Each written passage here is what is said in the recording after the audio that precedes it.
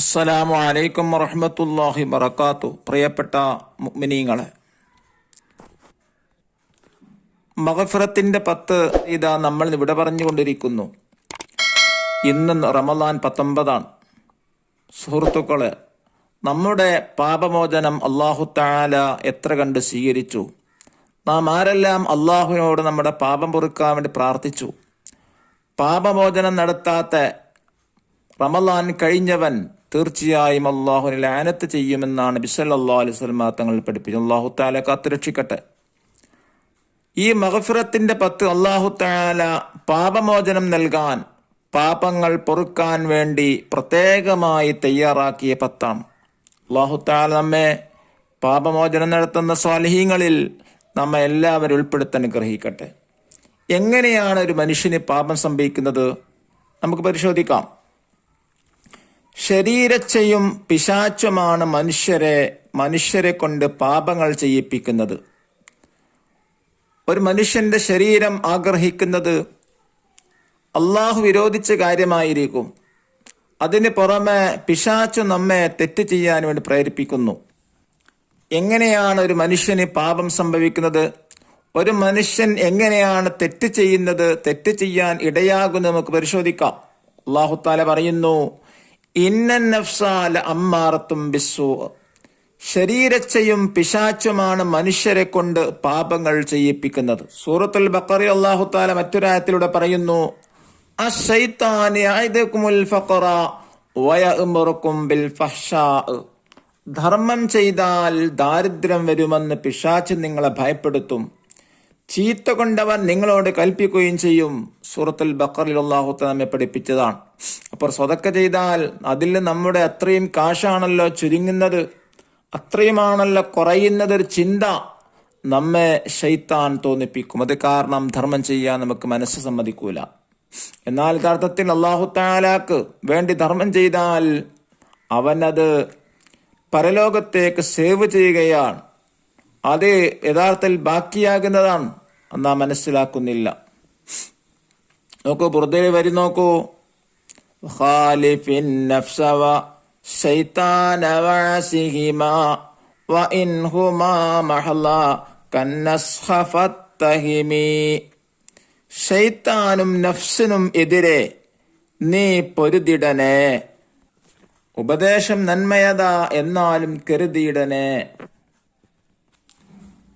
ശൈത്താനും നഫ്സും ഒരു ഉപദേശം നൽകുകയാണെങ്കിൽ അത് നന്മയാണോ എന്ന് നാം മനസ്സിലാക്കേണ്ടതുണ്ട്. ഒരിക്കലും ശൈത്താൻ നമ്മെ നന്മ കൊണ്ട് കൽപ്പിക്കില്ല. വലാ തുതിഅ മിൻഹുമാ ഖസ്മൻ വലാ ഹകമാ ഫഅൻത തഅരിഫു കൈദൽ ഖസ്മി വൽ ഹകമി. വാദിക്കലും വിധിയും ഒന്നും നീ കേൾക്കരുതേ, രണ്ടും ചതിച്ചിടുമേ കാര്യം മറക്കരുതേ. നന്മക്കെതിരെ ശരീരം വാദിച്ച് തർക്കിക്കുമ്പോൾ വിധികർത്താവായി പിശാച് വരും. രണ്ടും ശ്രദ്ധിക്കണമെന്നർത്ഥം. എന്താ പറഞ്ഞത്? നന്മക്കെതിരെ ശരീരം വാദിക്കും. നന്മക്കെതിരെ ശരീരം വാദിച്ച് തർക്കിക്കുമ്പോൾ പിശാച് എന്തായിട്ട് വരിക? ഒരു വിധികർത്താവായിട്ട് വന്നിട്ട് പിശാച് എന്ത് ചെയ്യും? തിന്മയുമായി കൽപ്പിക്കും. അതുകൊണ്ട് രണ്ടിനെയും, അഥവാ ശരീരത്തിനെയും ശൈത്താനിനെയും ശ്രദ്ധിക്കണമെന്നാണ് ഇമാം ബൂസൂരി റളിയല്ലാഹു അൻഹു നമ്മെ പഠിപ്പിച്ചിട്ടുള്ളത്. അതുകൊണ്ട് തന്നെ ശരീരേച്ഛയും പിശാചും തിന്മകൾക്ക് പ്രേരിപ്പിക്കും. നാം ചെയ്യുന്ന തെറ്റുകളിൽ പിശാചിന്റെ സ്വാധീനമാണോ ശരീരേച്ഛയുടെ സ്വാധീനമാണോ എന്ന് തിരിച്ചറിയാനുള്ള മാർഗമായി അബൂ ഹാസിം റളിയല്ലാഹു അൻഹു പറയുന്നു, നന്മ ചെയ്യാൻ തോന്നിപ്പിച്ചുകൊണ്ടും ചിലപ്പോൾ പിശാച് തിന്മ ചെയ്യിപ്പിക്കും. ഒരു കാര്യം നന്മ ചെയ്യാൻ വേണ്ടി തോന്നിപ്പിക്കും നമ്മെ, പക്ഷെ നമ്മള് ആ നന്മയുടെ തിന്മയായിരിക്കും ശൈത്താൻ ഉദ്ദേശിക്കുക.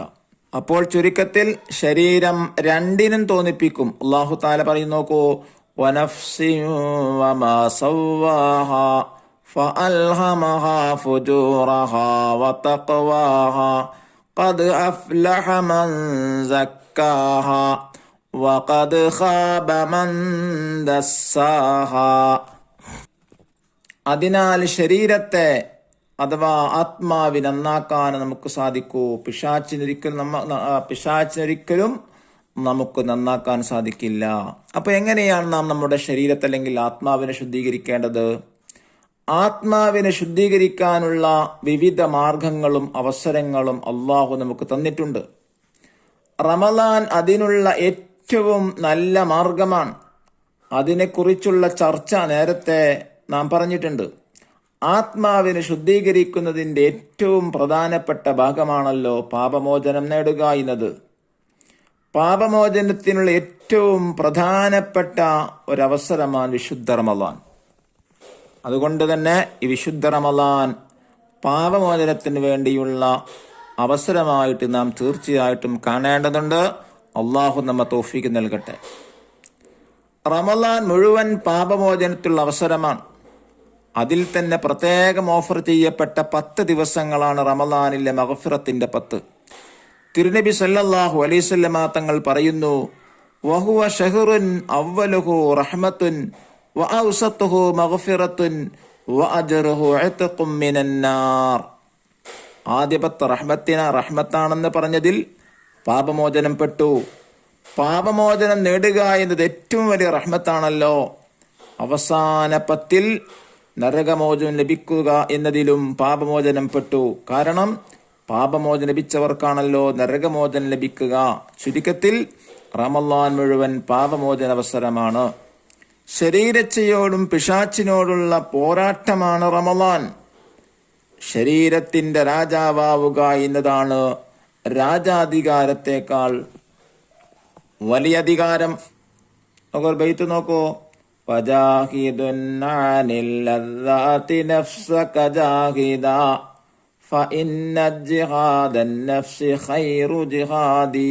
ഇതിൽ പറയുന്നത് എന്താണ്? യഥാർത്ഥ യോദ്ധാവ് ശരീരത്തിനോട് സമരം ചെയ്യുന്നവനാണ്. അതാണ് യഥാർത്ഥ യുദ്ധം. അതാണ് യഥാർത്ഥ യോദ്ധാവ് എന്നാണ് ഈ ബൈത്തിൽ നമ്മെ പഠിപ്പിക്കുന്നത്. തിരുനബി സല്ലല്ലാഹു അലൈഹി വസല്ലമ തങ്ങൾ പറയുന്നു, കുല്ലു ബനി ആദം ഖത്താഉൻ വഖൈറുൽ ഖത്താഈന തവ്വാബൂൻ. എത്ര നല്ല മനുഷ്യരാണെങ്കിലും തെറ്റുകൾ സംഭവിക്കാത്ത ദിവസങ്ങളുണ്ടാകില്ല. ഇമാം ഗസാലി റളിയല്ലാഹു അതിനെ കുറിച്ച് പറഞ്ഞത്, ചെറിയൊരു തെറ്റാണ് ചെയ്യുന്നതെങ്കിലും ആരോടാണ് ചെയ്യുന്നത് എന്നതിലേക്ക് നോക്കിയാൽ അത് വലിയ ഗൗരവമുള്ള തെറ്റാണ്.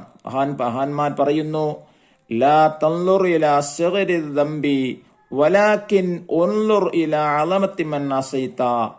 പാപം ചെയ്യുമ്പോൾ അള്ളാഹുവും റഖീബ് അതീദ് അലൈഹിസ്സലാം കാണുന്നുണ്ടല്ലോ എന്ന ചിന്തയില്ലാതിരിക്കലും പാപത്തിൽ സന്തോഷിക്കലും പാപത്തേക്കാൾ ഏറ്റവും വലിയ ഗൗരവമാണ്.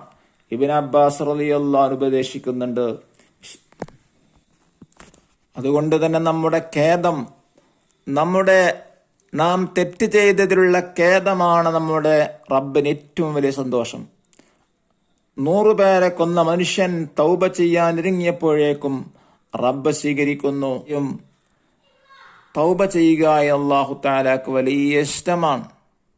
സല്ലല്ലാഹു അലൈഹി വസല്ലം തങ്ങൾ പറഞ്ഞില്ലേ, ഒരു മരുഭൂമിയിൽ ഒട്ടകപ്പുറത്ത് സഞ്ചരിക്കുന്ന യാത്രക്കാരൻ ക്ഷീണം വന്നപ്പോൾ ഒരു മരത്തണൽ ചെറിയൊരു തണൽ കെട്ടിയപ്പോൾ അവിടെ വിശ്രമിക്കാനിരുന്നു. ആ സമയത്ത് അദ്ദേഹം ഉറങ്ങിപ്പോയി. ഉറങ്ങി എണീറ്റ് നോക്കുമ്പോൾ അദ്ദേഹത്തിന്റെ ഒട്ടകം കാണാനില്ല. ഒട്ടകപ്പുറത്താണ് അദ്ദേഹത്തിന് കഴിക്കാൻ ഭക്ഷണമെല്ലാം. ഇനി എന്ത് ചെയ്യും? മരുഭൂമിയല്ലേ, എത്രയോ കിലോമീറ്റർ നടന്നെത്തണം അങ്ങത്തേക്ക് അദ്ദേഹം ഉദ്ദേശിച്ച സ്ഥലത്തേക്ക് എത്താൻ. അതല്ലെങ്കിൽ മറ്റൊരിടത്തേക്ക് എത്താൻ, വെള്ളം കിട്ടുന്ന അല്ലെങ്കിൽ ഭക്ഷണം കിട്ടുന്ന ഒരിടത്തേക്ക് എത്താൻ കിലോമീറ്ററുകളോളം നടന്നെത്തേണ്ടതുണ്ട്. വഴിയറിയില്ല. ഇനി മരണമല്ലാതെ മറ്റൊരു മാർഗമില്ല എന്ന ആ ചിന്തയിൽ ഇങ്ങനെ ഇരിക്കുന്ന സമയത്ത് പെട്ടെന്നാണ് അദ്ദേഹത്തിന്റെ ഒട്ടകം തിരിച്ചു വന്നിട്ടുള്ളത്. അത് അദ്ദേഹത്തിന് എത്ര സന്തോഷമുണ്ടാകും. ഞാൻ മരിക്കുമെന്ന് ഉറപ്പായ സമയത്ത് മരണത്തിൽ നിന്ന് രക്ഷപ്പെടുന്ന ആൾക്ക് എത്ര സന്തോഷമുണ്ടാകും. അതിനേക്കാൾ സന്തോഷമാണ് തെറ്റ് ചെയ്യുന്ന നമ്മൾ തന്റെ റബ്ബിനോട് പ്രാർത്ഥിച്ചാൽ അതിനേക്കാൾ സന്തോഷമാണ്. അള്ളാഹു നമ്മോട് പാപമോചനം നേടുന്ന സ്വാലിഹീങ്ങളിൽ അള്ളാഹു നമ്മെ ഉൾപ്പെടുത്താൻ അനുഗ്രഹിക്കട്ടെ. അസ്സലാമു അലൈക്കും വറഹ്മത്തുള്ളാഹി വബറകാതുഹു.